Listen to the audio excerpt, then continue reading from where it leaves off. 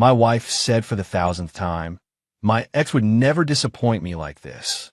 I finally snapped. Then maybe you married the wrong person. She went pale. I continued. Lucky for you, I can fix that mistake.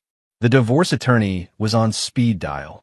I, 34 male, have been married to my wife, 32, for 6 years. Together for 8 total. We have no kids, which looking back now feels like the only smart decision we ever made together. Let me paint you a picture of what my marriage has been like. Every argument, every disagreement, every minor inconvenience, there he was. The ghost of boyfriend past. Her ex. The guy she dated for 2 years in college before he moved across the country for some job, and they mutually ended things. She said she was over him, said it was ancient history, said they'd grown apart and there were no hard feelings. But he never really left our marriage. Forgot to pick up the dry cleaning? My ex always remembered everything. He had this incredible memory for details. Didn't want to go to her cousin's 3rd wedding? My ex loved my family events. He actually enjoyed spending time with my relatives instead of acting like it was torture. Bought the wrong brand of almond milk. My ex knew exactly what I liked without me having to spell it out for him. Got a promotion, but the raise wasn't as big as expected. My ex was so ambitious. He was already a senior manager by 30. I swear to God, if I heard my ex one more time, I was going to lose my mind. And last Tuesday, I finally did. We were having dinner. I'd cooked. Nothing fancy, just some pasta with homemade sauce. Something I've been making for years that she used to love. Used to being the key words here. She took one bite, made this face like I'd served her garbage, and said, "This is so bland." You know, my ex made this amazing bolognese. Like restaurant quality. He actually understood how to season things properly. I put down my fork, set it very carefully beside my plate. Felt something inside me shift. My ex would never disappoint me like this, she continued. Not even looking at me, just scrolling through her phone while criticizing the meal I'd spent an hour making. Something in me just broke, quietly, cleanly, like a bone that's been stressed too many times finally snapping. Then maybe you married the wrong person, I said. Her head snapped up. What did you just say? You heard me. If he was so perfect, if he never disappointed you, if he remembered everything and loved your family and seasoned things properly and was so ambitious, then maybe you should have married him instead of me. She went pale, like actually pale, color draining from her face pale. I've never seen that expression on her before.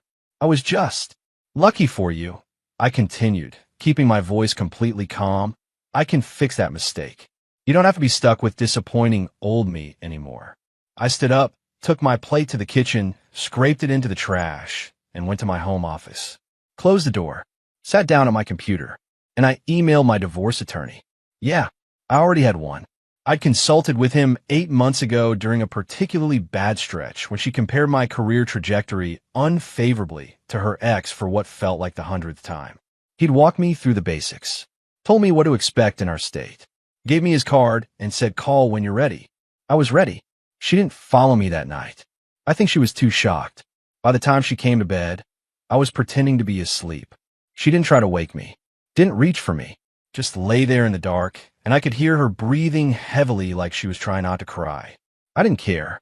The next morning, I was up and dressed before she woke up. Left for work without saying goodbye. She texted me around 10 a.m. About last night. I think we need to talk. I replied, I agree. We should talk about the divorce process tonight. She called immediately. I declined and texted, I'm at work. We can discuss tonight. She sent about 15 texts in rapid succession. I stopped reading after the first few.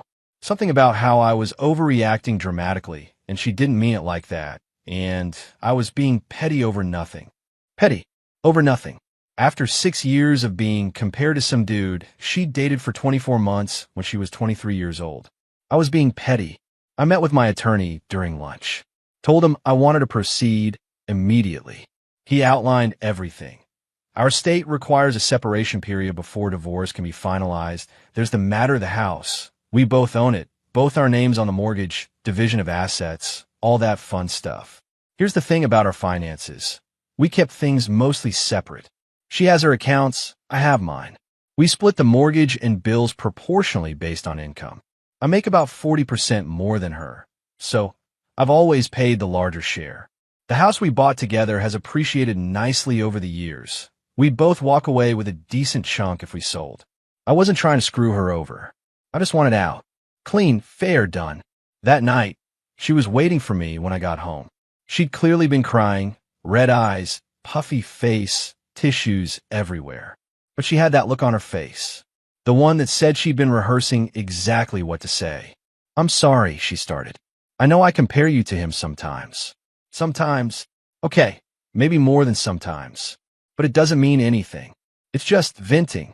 Everyone complains about their spouse. Everyone does it." "No," I said. "Everyone doesn't. I have never once compared you to any of my exes. Not once in 8 years. You know why? Because I chose you. I married you. When you choose someone, you stop measuring them against the past." She started crying again. "So that's it? One fight, and you want a divorce?" "This isn't one fight. This is 6 years of being told I'm not good enough. 6 years of being compared to some perfect memory you have of a guy who, let me remind you, left you. He moved across the country and didn't ask you to come. And every single time I bring up how much the comparisons hurt me, you tell me I'm being sensitive, that I should know you don't mean it, that I'm just being insecure and I need to get over it." She opened her mouth to respond. "Tell me I'm being insecure right now," I said. "Go ahead. Tell me one more time that this is my problem." She didn't say anything. "I've already contacted my attorney," I said. "We can do this the easy way or the hard way. Cooperate and we both walk away with something. Fight and we both walk away with less. Your choice." Update 1, 5 days later. So things have escalated. Of course they have. This is Reddit. Things always escalate. After our conversation, my wife went into full damage control mode. But not the "I need to fix myself and earn back trust" kind of damage control. The "I need to fix him and make him see he's wrong" kind. First, she called her mother. Within 2 hours, my mother-in-law was at our house. Walked right in like she owned the place, which, to be fair, she kind of acts like she does about everything in her daughter's life. Always has. "What's this I hear about you abandoning my daughter?" were the first words out of her mouth. No hello. No context check. Just accusation. "I'm not abandoning anyone. We're getting a divorce. It's a decision that affects both of us." "It is not a decision," my wife yelled from behind her mom. "I never agreed to this. It's happening whether you agree or not," I said. "That's how divorce works. One party can file. I'm filing." My mother-in-law started in on me. How ungrateful I was for everything her daughter had given me.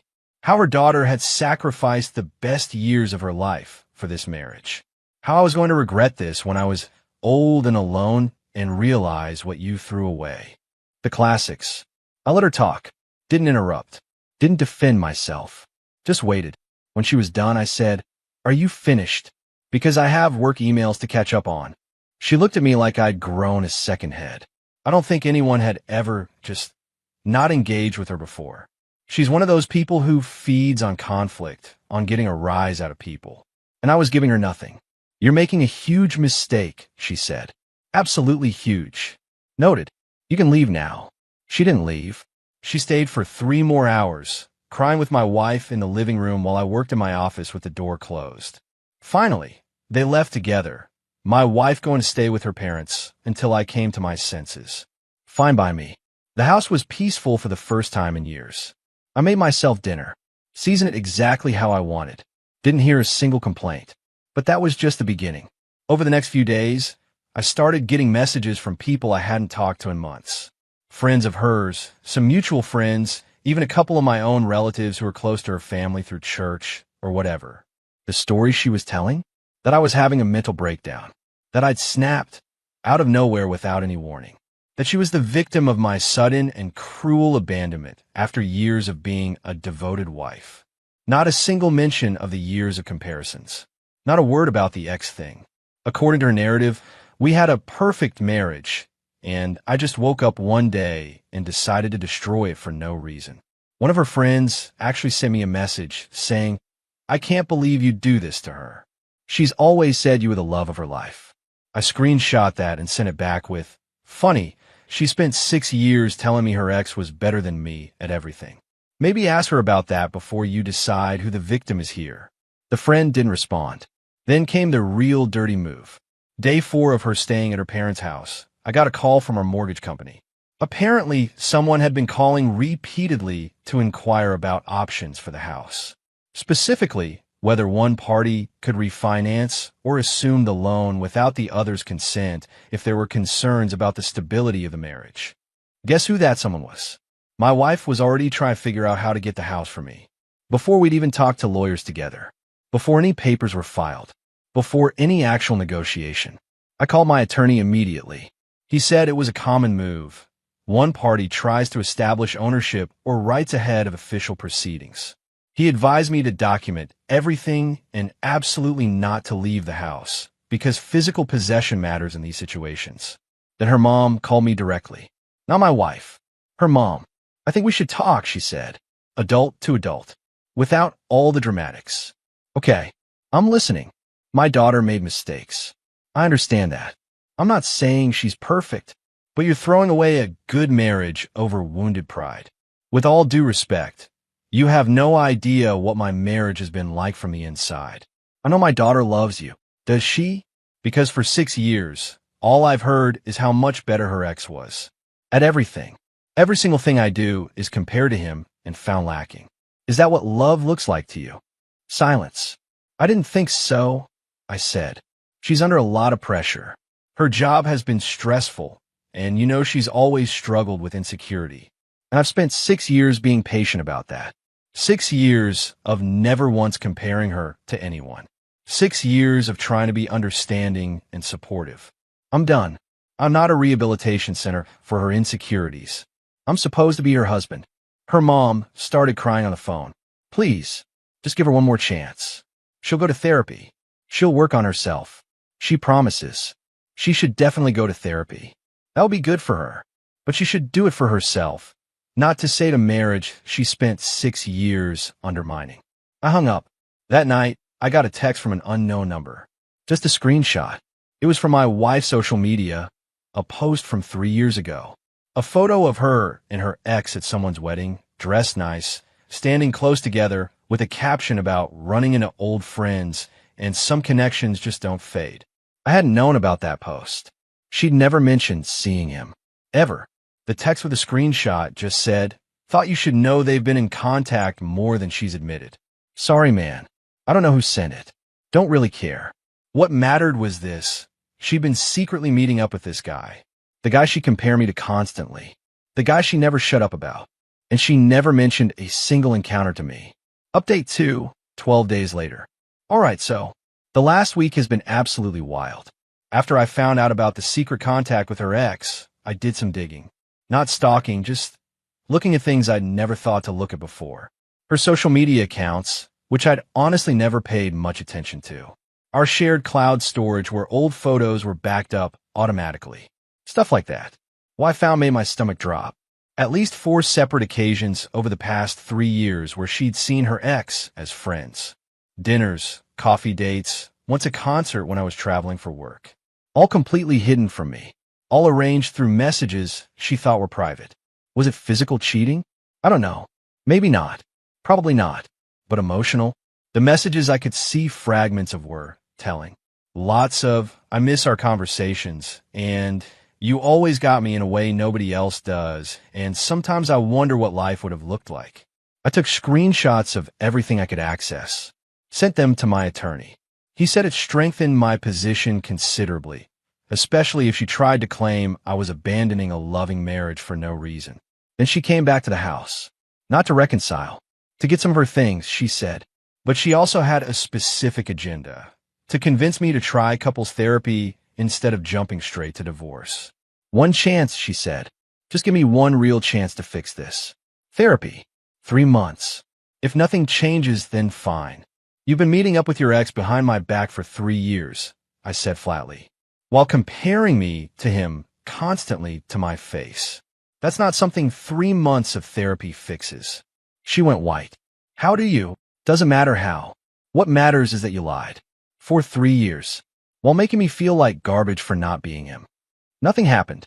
I swear to God. Nothing physical ever. I don't care if it was physical. You kept a whole relationship hidden from me. A relationship with the exact person you won't stop comparing me to. How am I supposed to trust a single word that comes out of your mouth? She didn't have an answer for that. She left with some of her clothes and personal items. I didn't stop her. Didn't engage with her crying or her apologies or her promises to do whatever it takes. I just watched her, pack and let her go. 2 days later, her mom showed up at my workplace. Yes, at my actual job, the place where I earn the income that paid for most of our house. I work in a professional office setting, business casual, open floor plan, clients occasionally walking through. And here comes my mother-in-law, marching past reception, demanding loudly to speak to me about a family emergency. My manager came over to my desk with this confused expression like, there's a woman here claiming she's your mother-in-law. Says it's urgent? Should I call security? I went to the lobby, told my mother-in-law very calmly and quietly that this was my place of employment and she needed to leave immediately. Not until you agree to sit down with my daughter like a rational adult. You're embarrassing yourself, I said, and you're embarrassing your daughter. Coming to someone's workplace is harassment. Leave now, or I'll have security escort you out and I will file a formal report. She left, but not before saying loudly enough for half the lobby to hear, "You're going to regret treating my family this way." My manager asked afterward if I was okay. I gave him the short version. Going through a difficult divorce. Wife's family doesn't accept it and is acting inappropriately. He was sympathetic. Said to let him know immediately if she came back. That night, I documented the workplace incident in detail and added it to my file.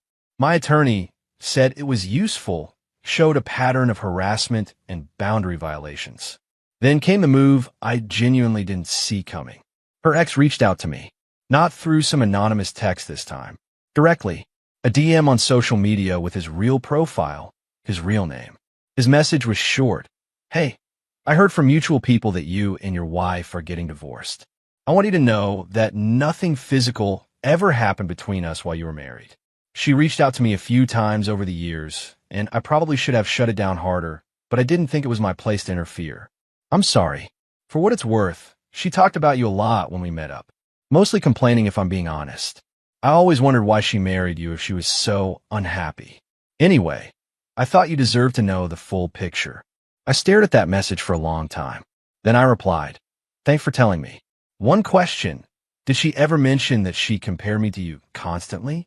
Like on a daily basis?" He replied, "Yeah, she brought that up a few times.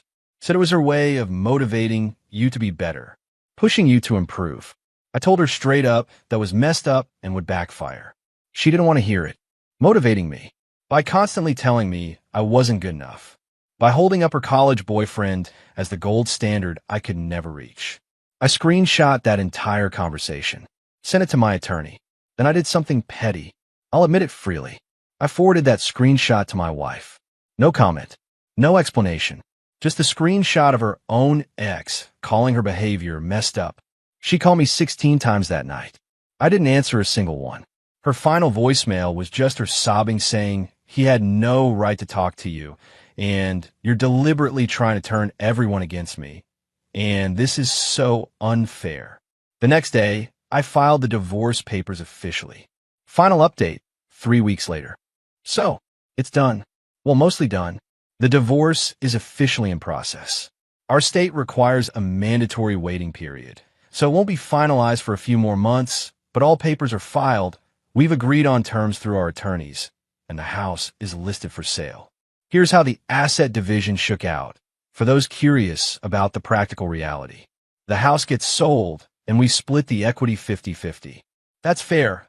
We both contributed, even if my contribution was larger. I'm not going to fight over 10% when I just want this over with. We each keep our own retirement accounts, our own savings, our own vehicles. Clean split. No alimony either direction. We both have careers. I'm walking away lighter than I came in, financially speaking. Legal fees ate into things substantially. The housing market isn't amazing right now, so we'll probably get less than we hope for the house. That's the reality of divorce. Everyone loses something. But here's what I gained. My sanity. My self-respect. My peace. Now, for the satisfying part, because I know that's what y'all are really reading for. The fallout from my soon-to-be ex-wife has been significant. First, her friend group. Remember how she was telling everyone I had a mental breakdown and was cruelly abandoning her? Well, those screenshots I mentioned, the ones showing her secret meetups with her ex, and the messages where he confirmed her behavior was messed up, those have a way of getting around in social circles. I didn't post them publicly. I'm not trying to destroy her publicly. But when her friends reached out to me directly to call me a monster, I responded with context. Just facts. Here's what actually happened over 6 years. Here's documentation. Make your own conclusions. Most of them stopped reaching out after seeing the evidence. A few actually apologized for assuming the worst about me. One said, "I always thought it was weird how obsessively she talked about her ex. Now I understand why you left." Second, her mother. The woman who showed up at my workplace and caused a scene? Turns out that little stunt got back to my wife's father, who I've always gotten along with okay. He was not pleased about his wife harassing me at my job. There was apparently a significant family blow-up about boundaries, inappropriate behavior, and making the family look crazy. He actually sent me a brief apology text. Just, "I'm sorry for my wife's behavior at your workplace. It was wrong, and I've addressed it." He also mentioned that his daughter had finally been forced to admit to the family about the secret meetings with her ex. His words, "She has some growing up to do. I wish you well going forward." Unexpected, but genuinely appreciated. Third, and this is the part that brings me a certain grim satisfaction. The ex. Remember how my wife spent 6 years comparing me to this perfect, flawless, amazing guy? The guy who never disappointed her, who made restaurant-quality food and remembered everything and was so ambitious and successful. Turns out, once word circulated that she was getting divorced and had been secretly meeting up with him, his girlfriend found out. The girlfriend he'd been with for 4 years. The girlfriend he was apparently planning to propose to soon. She dumped him, and my wife, fresh off filing for divorce, apparently thought this was her golden opportunity. Her chance. The universe finally aligning to give her what she always truly wanted, a second chance with her perfect ex. She reached out to him, made her move, said something along the lines of, "Now that we're both single, we can finally be together the way we were always meant to be." He turned her down, completely, finally, decisively. According to what filtered back to me through mutual connections, he told her that he'd moved on from her years ago, and she was living in a fantasy version of our past that never actually existed, that he never seriously considered getting back together, that he only stayed in occasional contact because he felt somewhat sorry for her, and that, frankly, her behavior toward me throughout our marriage had shown him a side of her personality he found genuinely ugly. She spent 6 years telling me this guy was perfect, holding him over my head constantly like a trophy I could never win, making me feel like a consolation prize she'd reluctantly settled for because she couldn't have what she really wanted. And when she finally got her chance, he didn't want her either. I'm not going to lie. When I heard that, I laughed. I actually laughed out loud alone in my apartment. Not because I'm glad she's suffering. I don't wish her genuine harm. But the irony is just too perfect. She destroyed our marriage chasing a fantasy. And the fantasy looked at her and said no thanks. As for me now, I'm okay. Really and truly okay. The apartment I'm renting while the house sale process is small, but it's entirely mine. Nobody criticizes my cooking. Nobody compares me to anyone. I go to bed without that knot in my stomach wondering what I'll be found lacking in tomorrow. I started seeing a therapist, not because I'm falling apart, but because 6 years of being constantly told you're not good enough does something to a person. Even when you know intellectually it's not true, it gets inside you. She's helping me untangle all that. My friends have been solid throughout this. The real ones, anyway. The ones who actually know me as a person, not just the version of me my ex presented. My sister told me last week that she's proud of me. Said she'd been worried about me for years. Watched me get quieter and more withdrawn and didn't know how to address it. She's relieved I finally stood up for myself. Some nights are still hard. I'd be lying if I said they weren't. 6 years is substantial. There were genuinely good moments buried in there somewhere. Earlier years, before the comparisons became constant background noise. Before I became just a series of disappointments to her.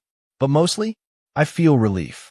Like I've been holding my breath underwater for 6 years, and I'm finally breaking the surface. To anyone reading this in a similar situation, being constantly compared, constantly criticized, constantly made to feel insufficient, you don't have to stay.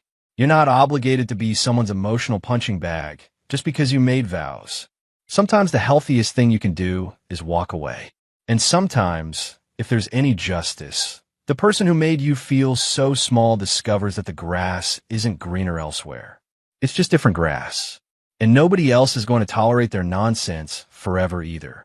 The pasta I made myself last night was excellent, by the way. Perfectly seasoned. Thanks for listening.